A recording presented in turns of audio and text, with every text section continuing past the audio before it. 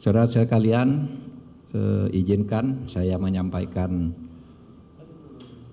pandangan dan sikap pemerintah tentang peristiwa atau eskalasi tindak kekerasan yang terjadi di Papua dalam beberapa hari terakhir ini.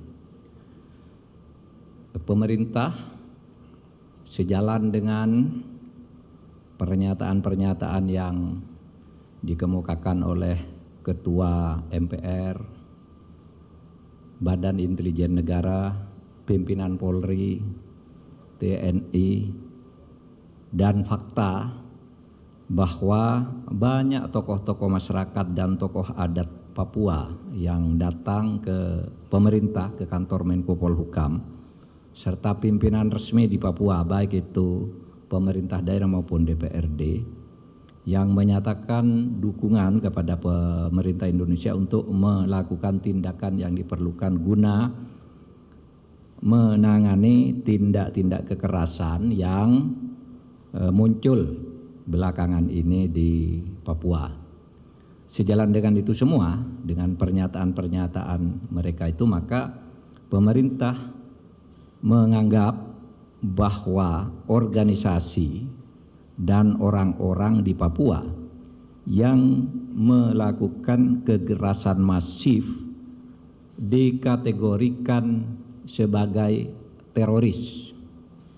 Jadi yang dinyatakan oleh Ketua MPR, BIN, Polri, TNI, dan tokoh-tokoh Papua yang datang ke sini menyatakan mereka yang melakukan pembunuhan dan kekerasan secara brutal itu secara masif. Ini sesuai dengan ketentuan Undang-Undang Nomor 5 Tahun 2018, di mana yang dikatakan teroris itu adalah siapapun orang yang merencanakan, menggerakkan, dan mengorganisasikan terorisme.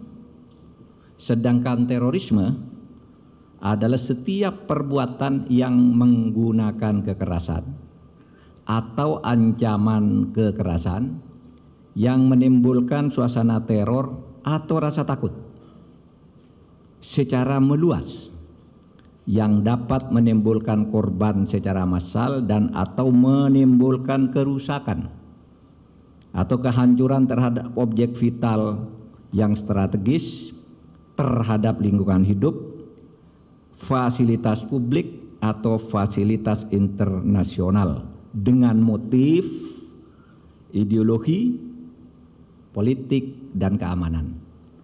Nah, berdasar definisi yang dicantumkan di dalam Undang-Undang Nomor 5 tahun 2018, maka apa yang dilakukan oleh KKB dan segala nama organisasinya dan orang-orang yang berafiliasi dengannya adalah tindakan teroris.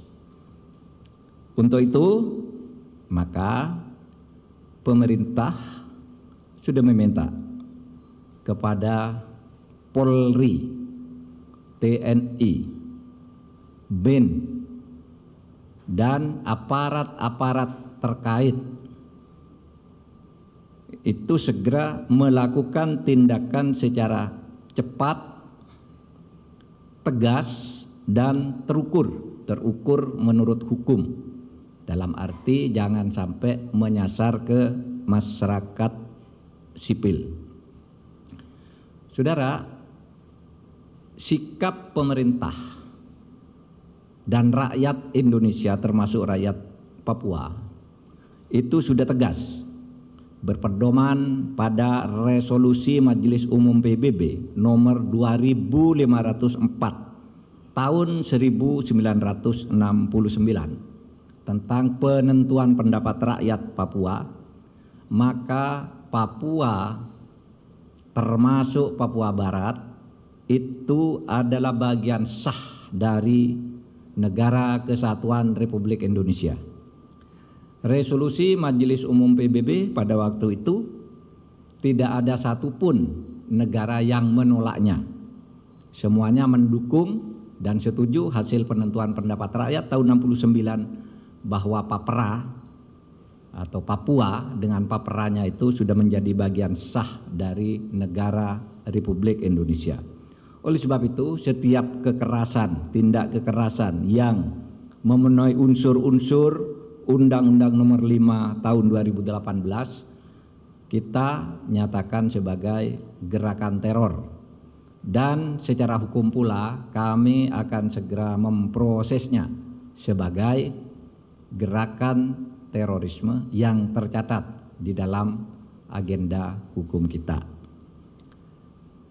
Selain resolusi PBB tahun 2500 nomor 2504 tahun 1969 itu berdasar laporan yang dihimpun atau diformulasikan kemudian oleh Menteri Luar Negeri. Di dunia internasional ini sekarang tidak ada satu forum resmi pun yang mau membicarakan lepasnya Papua dari negara kesatuan Republik Indonesia. Di PBB juga sudah tidak pernah lagi, di forum-forum apapun tidak pernah, bahwa mungkin ada orang yang datang ke sebuah parlemen lalu diterima tapi tidak diagendakan sebagai pengambilan keputusan, itu iya.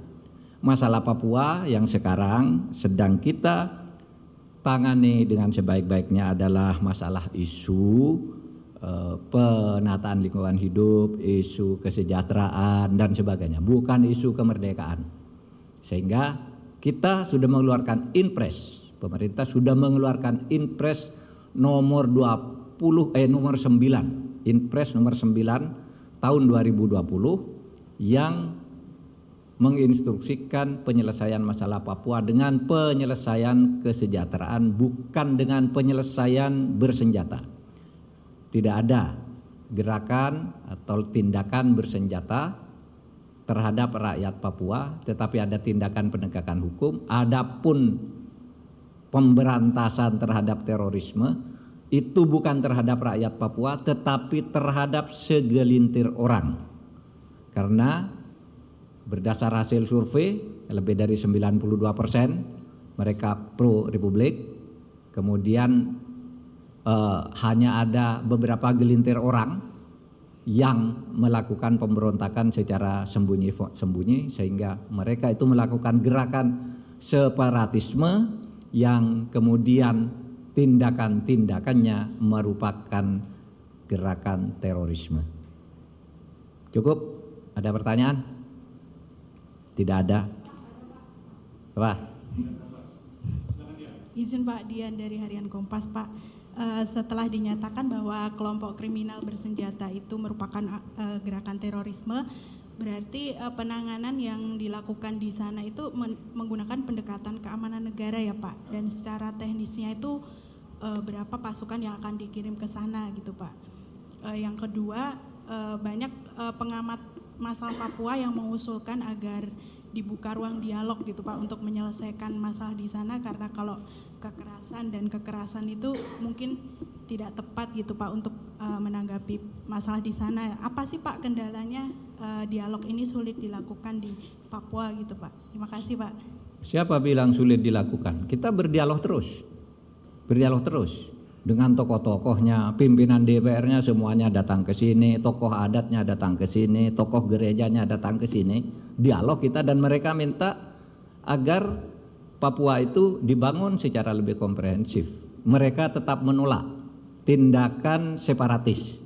Oleh sebab itu kalau Anda tanya yang pertama tadi, berapa kekuatan? Ya, kita hanya menghadapi segelintir orang, bukan menghadapi rakyat Papua. Oleh sebab itu akan dilakukan menurut undang-undang. Siapa itu yang melakukan? Satu, yang di depan itu polisi dengan bantuan penebalan dari TNI. Itu aja undang-undangnya, dan itu tidak perlu banyak, tinggal dikoordinasikan. Menurut istilah Presiden kemarin, Bapak Presiden mengatakan disinergikan aja, jangan jalan sendiri-sendiri. Pangdam, Kapolda itu supaya berkoordinasi dengan baik di bawah bimbingan Kapolri dan Panglima TNI, sehingga semua terkoordinasi. BIN tetap diminta untuk melakukan kegiatan-kegiatan intelijen yang sifatnya lebih politis, Diplopolitis itu misalnya penggalangan terhadap tokoh-tokoh, mengidentifikasi lokasi-lokasi, kemudian melakukan penggalangan diplomasi bersama Kementerian Luar Negeri terhadap negara-negara sekitar di Pasifik atau negara-negara lain yang menjadi tempat pelarian orang-orang separatis.